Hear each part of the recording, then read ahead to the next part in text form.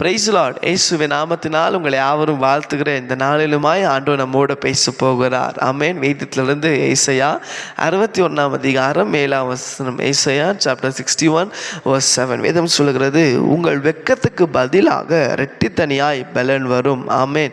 இந்த நிகழ்ச்சியை பார்க்கிற உங்களுக்கு நான் ஆண்டவர் சொல்லுகிறார், என் அன்பு மகனே, என் அன்பு மகளே, நீ வெட்கப்பட்டு போவதில்லை. ஆமென். எந்த இடத்துல ஒருவேளை நீங்கள் நினைக்கல நான் வெட்கப்பட்டு போயிடுவேனோ, இந்த மாதம் அவமானப்பட்டு போயிடுவனோ, இல்லைங்க. கர்த்தர் சொல்கிறாரு, நான் உன் கூட இருக்கிறதுனால உன்னை எந்த ஜனங்களும் உங்களை தொட முடியாது. ஆமென். நீங்கள் வெட்கப்பட்டு போகவே மாட்டீங்க. ஏன்னா அவர் சொல்கிறாரு, வெட்கத்துக்கு பதிலாக ரெட்டிப்பான நன்மைகளால் நிரப்ப போகிறார், ரெட்டிப்பான பலத்தினால் நிரப்ப போகிறார், உங்களை ரெட்டிப்பான ஆசீர்வாதம் கர்த்தர் நிரப்ப போகிறார். விசுவாசிக்கிறீங்களா?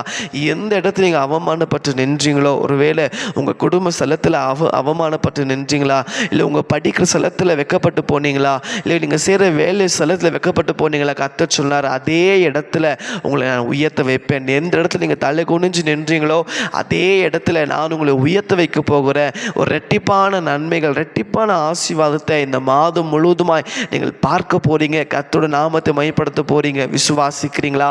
செபிக்கலாமா? ஆண்டவரே, இதோ இந்த நாளில் கூட அப்பா உடைய வார்த்தையை நம்பி செபிக்கிறேன். ஆண்டவரே, நீ சொன்ன உடைய வார்த்தைக்காக நன்றி செலுத்துகிறப்பா. வெட்கத்துக்கு பதிலாக ரெட்டிப்பான நன்மைகளால் நெருப்பேன் வார்த்தையின்படி இந்த வார்த்தை விசுவாசி செபிக்கிற ஒவ்வொரு பிள்ளைங்க வாழ்க்கையில் ரெட்டிப்பான நன்மைகள் உண்டாக்கட்டும், ரெட்டிப்பான விடுதலை உண்டாக்கட்டும், ரெட்டிப்பான சந்தோஷம், சமாதானம், நன்மைகளை உண்டாக்கும்படியால் நாங்கள் செபிக்கிறப்பா.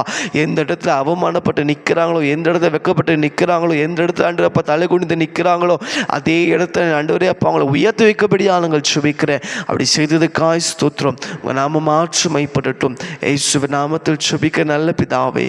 ஆமேன், ஆமேன். God bless you.